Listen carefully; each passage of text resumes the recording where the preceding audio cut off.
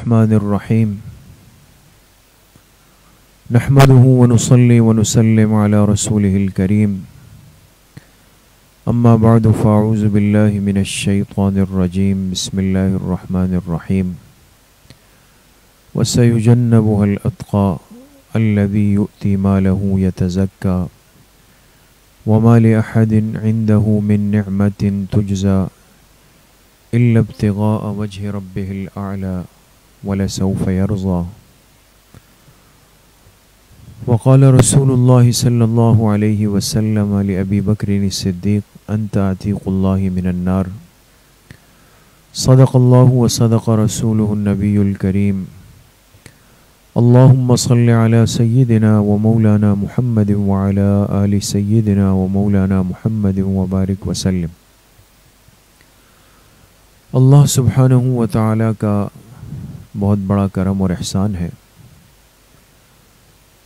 کہ دین کی بات سننے کی نسبت سے ہم سب یہاں پر جمع ہیں۔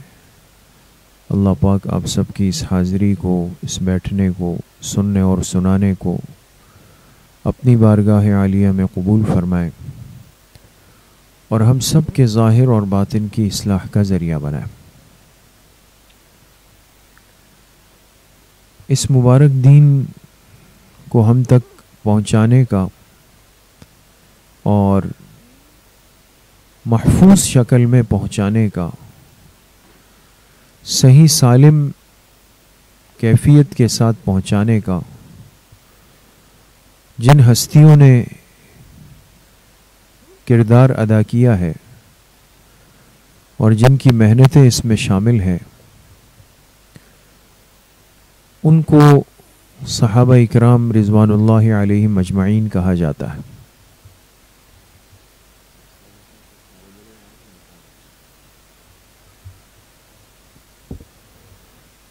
صحابہ اکرام رضوان اللہ علیہم اجمعین اس امت کی وہ ہستیاں ہیں کہ جنہیں صحبت نصیب ہوئی، مجلس نصیب ہوئی محبوب کائنات جناب رسول اللہ صلی اللہ علیہ وسلم کی، اس لیے اسی صحبت کی وجہ سے لفظ صحابی بنا۔ لفظ صحابی اس لیے اب دنیا میں ان کے علاوہ کسی اور کو صحابی نہیں کہا جا سکتا، حالانکہ کوئی بھی نیک لوگوں کی صحبت اختیار کر لے، نیک لوگوں کی مجلس اختیار کر لے، وہ بھی صحبت ہے، لیکن ایک صحبت اس دنیا میں ایسی تھی، ایک مجلس اس دنیا میں ایسی تھی، ایک ہستی اس کائنات میں ایسی گزری کہ جن کی نظر اور جن کا اثر اور جن کی برکت وہ حد تمام پر تھی، آخری حد پر۔ آپ کی نظر جن پر پڑی یا جن کی نظر آپ پر پڑ گئی، وہ قیامت تک کے لیے آپ علیہ الصلاۃ والسلام کے صحابہ بن گئے، اور ان کے لیے اللہ کی رضامندی کا اعلان ہوا، رضی اللہ عنہم ورضوا عنہ، اللہ ان سے راضی اور وہ اللہ پاک سے راضی ہو گئے۔ ان ہستیوں کے لیے بہت ضروری ہے کہ ہر مسلمان کے دل میں احترام اور عقیدت انتہائی درجے کی ہو، اس لیے کہ یہ وہ پل ہے، یہ وہ سیرہ ہے کہ جس کی برکت سے آج دین امت کے پاس آیا ہے۔ آج ہم جو نماز پڑھتے ہیں، آج ہم جس قرآن پاک کی تلاوت کرتے ہیں، آج ہم جو نیک اعمال کرتے ہیں، آج ہم جس حلال اور حرام میں فرق کر سکتے ہیں، آج ہمارے پاس جو عقیدہ ہے، جو ایمان ہے، جو اعمال ہے، جو معاشرت ہے، جو معاملات ہے، جو اخلاق ہے، جتنی بھی ایمانی زندگی ہے، یقین کریں اللہ کے پاک پیغمبر جناب رسول اللہ صلی اللہ علیہ وسلم سے لے کر اس کو اسی طرح محفوظ اور مضبوط انداز میں امت تک منتقل کرنے والی ہستیاں وہ صحابہ اکرام رضوان اللہ علیہم اجمعین کی۔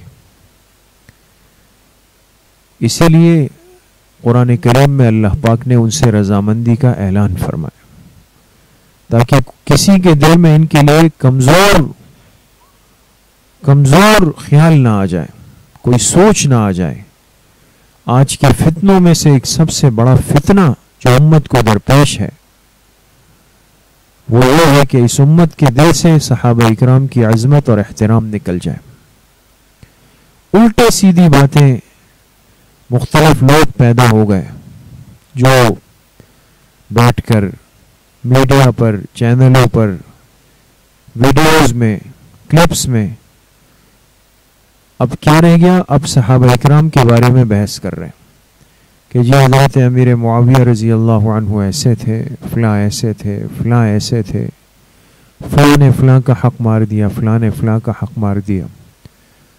اب وہ ہستیاں جن کو قرآن پاک رضامندی کا پروانہ دے رہا ہو، وہ ہستیاں جن کو اللہ پاک فرما رہے ہیں وَكُلًّا وَعَدَ اللَّهُ الْحُسْنَى، سب سے جنت کا وعدہ ہو چکا،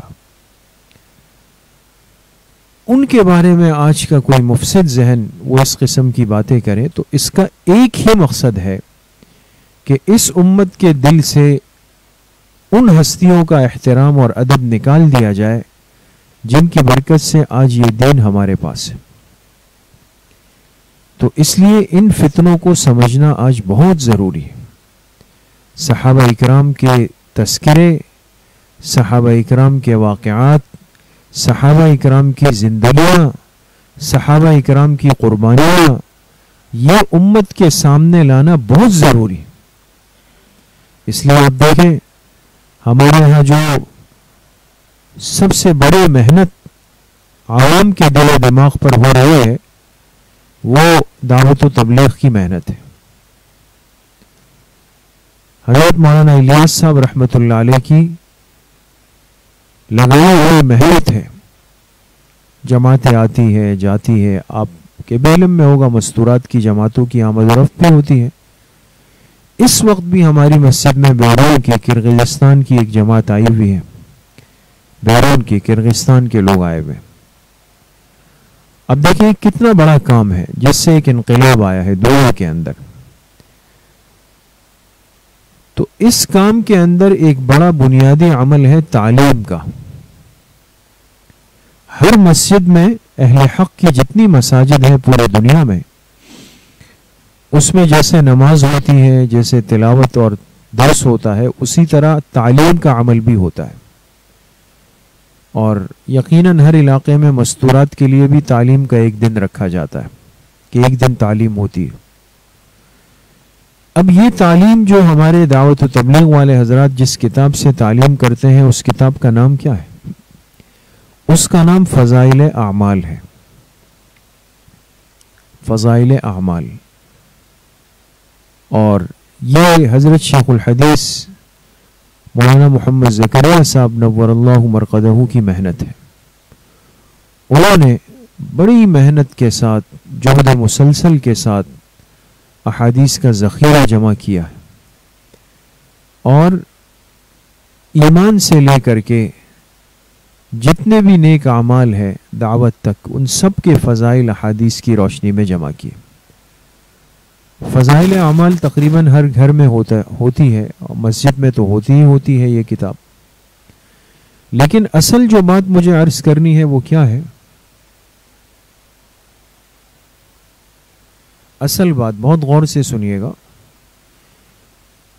کہ فضائل اعمال میں جو سب سے پہلا حصہ حضرت شیخ نے رکھا ہے، جو پہلا جہاں سے کتاب شروع ہوتی ہے، وہ حصہ کیا ہے؟ وہ فضائل صحابہ کا ہے، حکایات صحابہ کا ہے۔ کیوں؟ علماء نے لکھا اس کی وجہ یہ تھی، ہمارے تبلیغ کے بزرگوں کے ذہن میں یہ بات تھی، حضرت شیخ مولانا زکریا صاحب رحمۃ اللہ علیہ کے ذہن میں یہ بات تھی کہ اس دعوت کے کام میں بھی ترقی وہی کر سکتا ہے، وہی صحیح ترتیب پہ جڑ سکتا ہے جو اس کام کو ہم تک پہنچانے والے صحابہ اکرام کا ادب، احترام اور عظمت دل کے اندر رکھے گا۔ اس لیے انہوں نے فضائل اعمال میں پہلے فضائل صحابہ کو رکھا ہے تعلیم میں پہلے فضائل صحابہ ہو جائے، صحابہ کے تذکرے ہو جائیں، صحابہ کی قربانیاں امت کے سامنے آ جائے، تو آج ان حضرات اور ان ہستیوں کا تذکرہ، تعارف اور ان سے واقفیت، ان کے نام پر اپنے بچوں اور بچیوں کے نام، یہ بہت ضروری ہے۔ اور پھر اس مبارک اور مقدس جماعت کے جو سرخیل ہیں، اس کے جو سردار ہیں، اس کی جو بنیاد ہے، اس امت کے جو خلیفہ اول ہے، خلیفہ بلا فصل ہے اور امام بلا فصل ہے، بلکہ مؤمن بلا فصل ہے، مخلص بلا فصل ہے اور رفیق بلا فصل ہے، وفادار بلا فصل ہے، وہ کون سی ہستی ہے؟ سیدنا حضرت ابوبکر صدیق رضی اللہ تعالی عنہ کی، جن کی نسبت سے یہ مہینہ جمادی الثانیہ کا ان سے منسوب ہے۔ اور گزشتہ کل جو 22 تاریخ اس مہینے کی گزری ہے، 22 جمادی الثانیہ، یہ وہ تاریخ ہے جس میں اس شخصیت کی وفات ہوئی۔ آج اس امت میں مسلمانوں میں کتنی تعداد کے لوگ ہیں کہ جن سے اگر سوال ہو جائے کہ حضرت ابوبکر صدیق رضی اللہ عنہ کا یوم وصال کس تاریخ کو ہوا، یا اگر کسی سے پوچھ لیا جائے کہ 22 جمادی الثانیہ وہ کس شخصیت کی وفات کا دن ہے، آپ کو اندازہ ہو جائے گا کہ اس امت کے پاس اپنے محسنین کا کتنا تعارف موجود ہے۔ یہ وہ نوجوان ہے جو پورے گانے زبانی یاد کر لیتے ہیں، جو ڈانس کرنے کے لیے اور اچھلنے کودنے کے لیے اور ڈھول اور باجے اور رباب سننے کے لیے تیار بیٹھے ہوئے،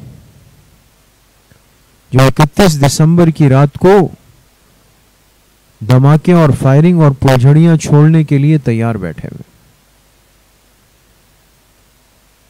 تو چاہے وہ ہمارے بچے ہیں، چاہے وہ بچیاں ہیں، کوئی بھی پیچھے نہیں، دنیا جہاں کی باتیں ان سے کروا لیں اس کے لیے تیار بیٹھے، فر آپ سے کریں گے۔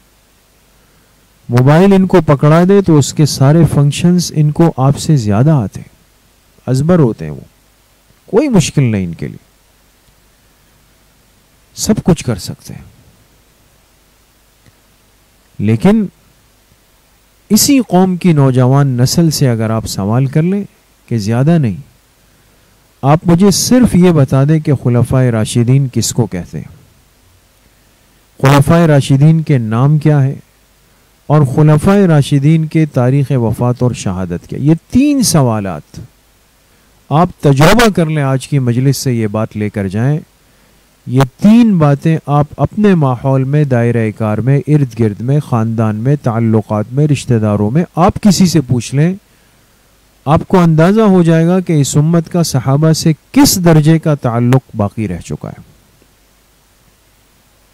خلفائے راشدین کسے کہتے ہیں؟ خلفائے راشدین کے نام کیا ہے؟ اور خلفائے راشدین کے ایام وفات و شہادت کیا ہے؟ تو آپ کو اندازہ ہو جائے گا کہ ہم کس درجہ پانی کے اندر کھڑے ہوئے۔ تو حضرت ابوبکر صدیق رضی اللہ تعالی عنہ اس امت کے پہلے خلیفہ ہیں، اسی لیے آپ کو خلیفہ اول اور خلیفہ بلا فصل کہا جاتا۔ علماء نے لکھا ہے کہ جب سورج طلوع ہوتا ہے دنیا کے اندر، صبح جب سورج نکلتا ہے، سورج زمین سے کتنا دور ہے اس کا حقیقی اور یقینی اندازہ تو صرف اللہ کے پاس ہے، لیکن انسان نے جو اپنا حساب کتاب جوڑا اور جدید ٹیکنالوجی اور مشینری سے، تو آج کا انسان کہتا ہے کہ اتنے کھرب میل، اتنے ارب میل کا فاصلہ ہے، یہ سورج زمین سے دور ہے، کرۂ ارض سے دور ہے۔ لیکن اتنی دور ہونے کے باوجود بھی اس سورج کی روشنی وہ پوری کائنات کو روشن کر دیتی۔ اگر وہ قریب آئے تو سب کچھ جل کر بھسم ہو جائے، ختم ہو جائے۔ تو علماء نے مثال دی کہ دیکھیں جب سورج صبح طلوع ہوتا ہے، اس کی روشنی پڑتی ہے، تو جو عمارت سب سے اونچی ہو، جو پہاڑ سب سے اونچا ہو، سورج کی روشنی سب سے پہلے اس پہ پڑ جاتی، پھر اس سے ہوتے ہوتے ہوتے نیچے زمین پر آنا شروع ہو جاتی۔ جو جتنا قریب ہوگا سورج کے، اس پر روشنی پہلے پڑے گی۔ تو فرمایا جب نبوت کا آفتاب طلوع ہوا، اس لیے کہ حضور علیہ الصلاۃ والسلام بھی آفتاب نبوت ہے۔ قرآن کریم میں اللہ پاک نے آپ کو وداعیا الی اللہ باذنہ وسراجا منیرا، آپ کو روشن سورج فرمایا۔ تو آپ کی نبوت کا سورج جب طلوع ہوا تو اس نبوت کے انوارات اور اس کی روشنی وہ اسی شخصیت پہ پڑنی تھی جن کا قد اللہ کی نگاہ میں سب سے اونچا ہو، اور وہ کن کے حصے میں آیا؟ سب سے پہلے آپ پر ایمان لانے والے مردوں میں، آپ کی بات کو قبول کرنے والے مردوں میں، آپ کا کلمہ پڑھنے والے مردوں میں، وہ حضرت ابوبکر صدیق رضی اللہ عنہ کی ذات اقدس ہے کہ جیسے ہی آپ نے دعوت دی، پیغام دیا، تو بغیر کوئی مشورہ کیے ہوئے، بغیر کچھ سوچے ہوئے، بغیر کچھ تحقیق کیے ہوئے، بغیر مہلت مانگے ہوئے، سب سے پہلے جنہوں نے کلمہ پڑھا اور ایمان کے اندر داخل ہوئے وہ سیدنا حضرت ابوبکر صدیق رضی اللہ تعالی عنہ سب سے پہلے ایمان لائے اور سب سے پہلے آپ کے لیے قربانی دی۔ روایات کے اندر آتا ہے کہ جب مکی زندگی کا ابتدائی دور تھا تو بڑی سختیاں تھیں، مشرکین چونکہ اپنے عروج پر تھے، ان کی ظلم و زیادتیاں حد سے بڑی ہوئی تھی۔ آپ علیہ الصلاۃ والسلام حرم مکی میں آئے، بیت اللہ شریف میں آئے اور نماز پڑھ رہے تھے، تو ایک سردار تھا مشرکین کا جس کا نام تھا عقبہ ابن ابی معیط، اس نے آ کر آپ علیہ السلام کی چادر دوران نماز آپ کے گلے کے اندر لپیٹ کر آپ کو کھینچنا شروع کیا۔ جب اس نے کھینچنا شروع کیا تو حضرت ابوبکر صدیق رضی اللہ عنہ نے جب یہ دیکھا تو برداشت نہیں ہوا۔ سمجھ تو گئے کہ آسان نہیں ہے اس معاملے میں ہاتھ ڈالنا، ایک طرف پورا مکہ ہے، ان کے سردار ہیں، مشرکین ہیں، ان کی جمعیت ہے، اور یہاں اس طرف اللہ کے پاک پیغمبر کے ساتھ کوئی نہیں سوائے حضرت ابوبکر رضی اللہ عنہ کی۔ لیکن برداشت نہیں ہوا، آئے اور ان کو روکنے کی کوشش کی اور کہا تم ایک ایسے شخص کو مارنا چاہتے ہو جس نے تمہیں صرف یہ کہا ہے کہ اللہ کے سوا کوئی معبود نہیں، جس نے تمہارے بتوں کی نفی کی تم اس کو مارنا چاہتے ہو۔ انہوں نے جب دیکھا کہ یہ چھڑانے والے ہیں تو آپ علیہ الصلاۃ والسلام کو چھوڑ کر حضرت ابوبکر رضی اللہ عنہ کو مارنا شروع کیا، اور اس قدر مارا کہ ان کے خیال کے مطابق ان کی جان نکل گئی، گر گئے، بے ہوش ہو گئے۔ تو کسی نے جا کے حضرت ابوبکر رضی اللہ عنہ کا جو قبیلہ تھا، جو قوم تھی، ان کو بتایا کہ بھئی آپ کے قبیلے کے فلاں فرد کی پٹائی ہو رہی ہے حرم میں۔ وہ آئے اور ایک خاندانی رشتے کی نسبت سے ان کو اٹھایا اور گھر پہ پہنچا دیا۔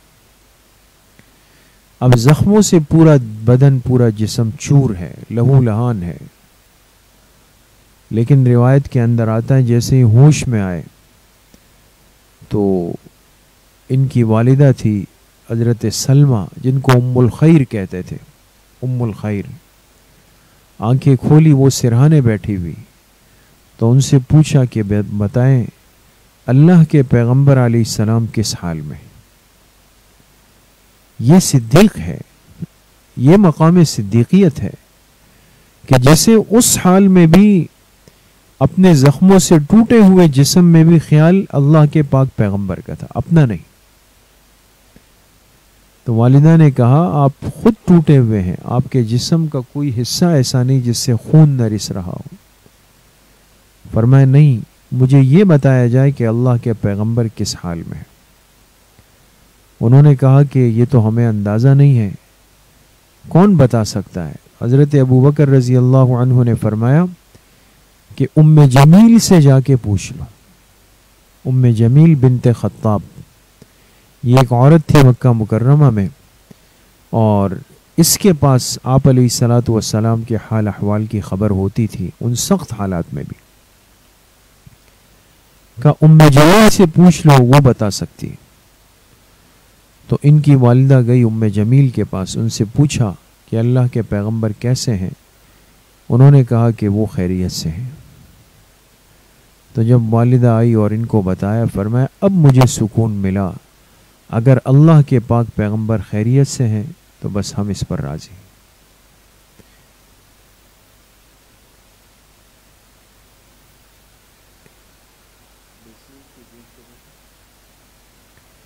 اس لیے میرے عزیزو دوستو بزرگوں، آج افسوس کی بات ہے کہ ہمارے پاس ان مبارک ہستیوں کا نہ کوئی تذکرہ ہے، نہ ہمارے پاس ان باتوں کا کوئی علم ہے۔ ہمیں صرف وہ باتیں پتہ چل جاتی ہے جو باطل نے محنت کر کے اپنا میدان بنایا ہوا ہے۔ کتنے افسوس کی بات ہے کہ ایسی مبارک ہستیوں کے ایام وفات اور ایام شہادت کم سے کم ہمیں معلوم تو ہو۔ جب انسان اس کو ہی بھول جائے تو ان سے کیا تعلق اور کیا ربط اور کیا رشتہ ہمارا باقی رہے گا۔ اس لیے حضرت ابوبکر صدیق رضی اللہ عنہ اس امت کے پہلے خلیفہ ہیں، اس امت کے پہلے مسلمان ہیں، اس امت کے پہلے محسن ہیں، اللہ کے پیغمبر کے لیے حد درجہ قربانی دینے والے ہیں۔ ہجرت کے سفر میں جب سخت ترین حالات تھے، کوئی تیار نہیں تھا، اللہ کے پیغمبر نے جس کو اپنا رفیق بنایا، ساتھی بنایا، وہ حضرت ابوبکر صدیق رضی اللہ عنہ۔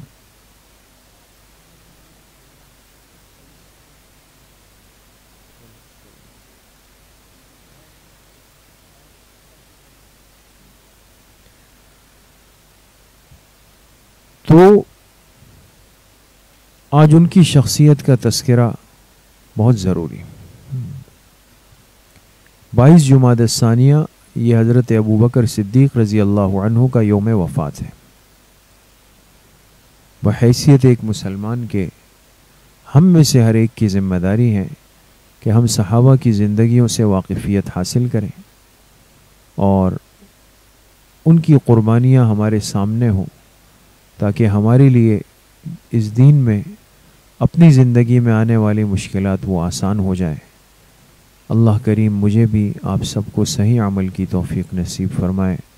وآخر دعوانا ان الحمدللہ رب العالمین۔ الحمدللہ رب العالمین والصلاة والسلام علی سید الانبیاء والمرسلین سیدنا و مولانا محمد وآلہ وصحبہ اجمعین۔ یا اللہ یا ارحم الراحمین، ہمارے صغیرہ کبیرہ ظاہراً باطناً ہر طرح کے گناہوں کو معاف فرما دے۔ یا اللہ پوری امت کے گناہوں کو معاف فرما دے۔ حضور علیہ الصلوۃ والسلام کی صحیح اور سچی محبت نصیب فرما دے۔ ظاہر اور باطن کے فتنوں سے یا اللہ ہم سب کی حفاظت فرما دے۔ جتنے بیمار گھروں میں ہیں، اسپتالوں میں ہیں، یا اللہ سب کو صحت کاملہ عاجلہ نصیب فرما دے۔ تمام مرحومین مرحومات کی کامل اور مکمل مغفرت فرما دے۔ ہمارے اس ادارے کی ہر جانب سے یا اللہ حفاظت فرما دے۔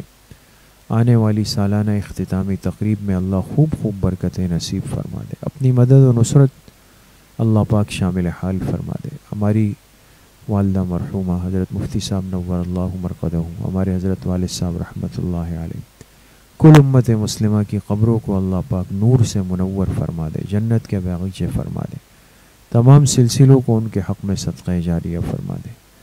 وصلی اللہ وسلم علی نبینا محمد وآلہ وصحبہ اجمعین برحمتک۔ السلام۔